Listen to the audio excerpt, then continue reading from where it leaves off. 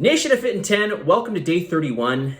And yesterday I talked about the best fats for cooking. And typically speaking, these fats are fats that are high in saturated and or monounsaturated fats. And I say and or because a lot of fats are actually a mixture of different fats. So for example, fat that comes from meat, you might think is all saturated, but it's only a portion of it's only saturated. A lot of it's monounsaturated. And likewise, when you look at a fat like olive oil, for instance, it is in part saturated fat, monounsaturated fat, and polyunsaturated fat. The majority of the fat in olive oil is monounsaturated. I think about 70% of it in total makes up saturated and monounsaturated. And that was one of the oils that was deemed as being okay for cooking. So just pay attention to the fats that you use. If you're unsure, go back and listen to day 30 and make sure you use appropriate fats for cooking. We don't want to be using fats that break down and become carcinogenic. Question for today. This person asks, can I still expect to lose the same amount of fat if I do the same number of cardio intervals for the entire 10 weeks?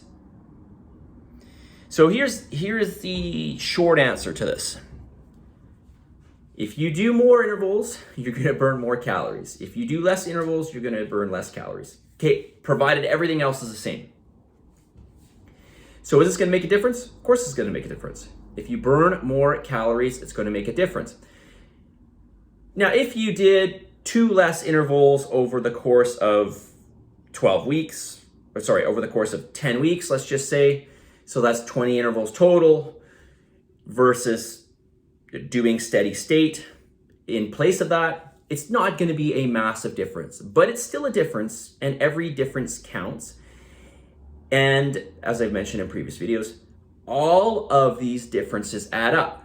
So in your mind, and this happens frequently with people, they may think, well, it's just this one thing that I'm doing and it won't matter. And that's true. It won't really make a difference if it's just that one thing. But typically speaking, there are many little things that add up. And this is what makes the big difference over time. And this is what we see with people when they go from following some sort of regime to not following a regime. They might think that the new regime is not very much different than the old regime, and therefore it won't really make a difference. But again, it's about all these little things, all these individual little things that add up over time. And we think we're following one course, but what happens is as we add these little things over time, we just continue to deviate off the path even more and more and more and more. So all the little things make a difference.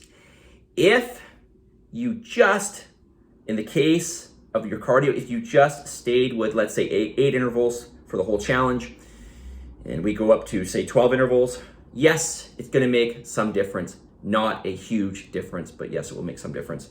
Not just in the calories that you're burning in the moment, but also in that epoch, that period of time after the intense exercise is done, where the body is refueling, where it's recovering, and that period requires more energy for the recovery process to take place. So hopefully that answers your question. Okay, next question here. And this question is quite long, so I am not going to read the whole thing. But basically this person asks, essentially what's happening is they're doing their cardio and they're well above their lower heart rate average and their higher heart rate average. So basically their heart rate is higher the whole time they're doing the cardio. This is totally fine. The numbers that I give you are just minimums. And I did mention this early on in the challenge. I do believe it's in your cheat sheet as well. As long as you're getting the minimum heart rate values, I'm totally fine. Just make sure you get those minimums. In this case, this person is well above minimum, and that's totally okay. All right, let's get to the message of the day. On this day 31, on this week 5, this week that you will not quit, just like every other week during this challenge, you will not quit. But this is typically the week that we see people fall off, if we see anybody fall off. Today's message is the following. No matter how you feel, get up, dress up, show up, and most importantly, never give up. No matter how you feel, get up, dress up, show up, and most importantly, never give up. The only way you will stop any level of progression is to quit. This is the only way. You've got to keep going, and I'm going to highly encourage you to set new standards every week. Look for those little things that you can improve upon and take advantage, and try to progress yourself more and more every week, especially with a diet. I know a lot of you are struggling with the diet. I understand this. And it's just another reminder that if you fall off the wagon, you just get back up on the horse and you keep going forward, and you don't look in the rearview mirror. You just get up and you keep moving forward. Positive energy, positive vibes, believe in yourself for the love of God, give some gratitude, and I will talk to you tomorrow. See you guys.